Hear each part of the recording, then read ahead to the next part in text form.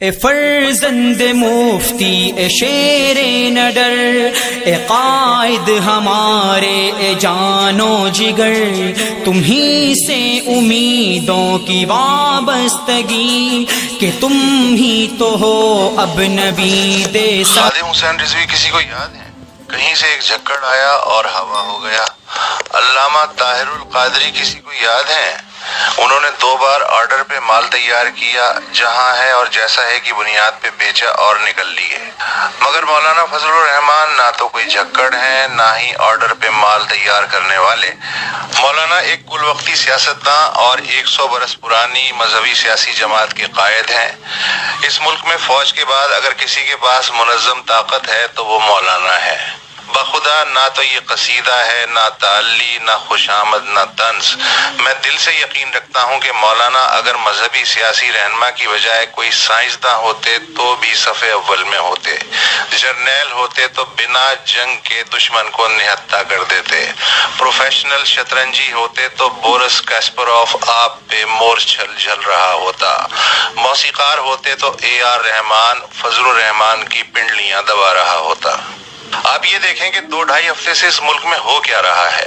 مولانا نے ابھی آزادی مارچ کا صرف اعلان کیا ہے اور پیپلز پارٹی اور مسلم لیگ نون جیسی تجربے کار جماعتوں کی سمجھ میں نہیں آ رہا کہ کرنا کیا ہے، جانا ہے کہ آنا ہے کہ جا کے آنا ہے کہ آ کر جانا ہے یا تھوڑا سا آگے جا کے آنا ہے یا پھر آنا جانا ہے۔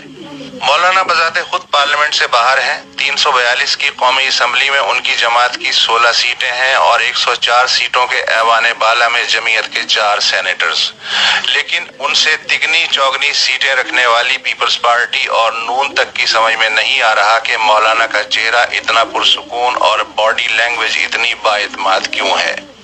حکومتی وزراء یہ جاننے کے لیے اندھیرے میں تیر چلا رہے ہیں کہ مولانا کے ہاتھ میں ایسی کیا گیدڑ سینگی ہے کہ وہ لچکدار سیاست کا راستہ چھوڑ تصادم کے راستے پہ چل نکلے ہیں۔ حالانکہ مولانا نے آزادی مارچ شروع نہیں کیا، صرف ہتھوڑی سے طبلہ کس کے اس پہ بیانیہ پاؤڈر ہی مل رہے ہیں، مگر وزراء نے کورس کی شکل میں یہ کیا ہوا کیسے ہوا کے الاپ پہ تا تا تھیا شروع کر دیا ہے۔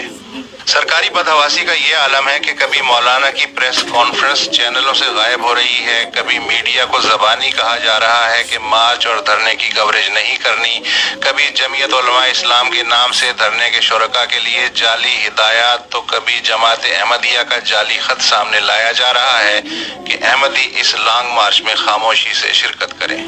نظم و نسق کا ذمہ دار وفاقی وزیر داخلہ کہہ رہا ہے کہ مولانا کا اسلام آباد میں آنا خودکشی کے برابر ہوگا، اور خیبر پختونخوا کا وزیر اعلیٰ کہہ رہا ہے کہ میں دیکھتا ہوں کہ جمعیت کا جلوس اٹک کا پل کیسے پار کرتا ہے۔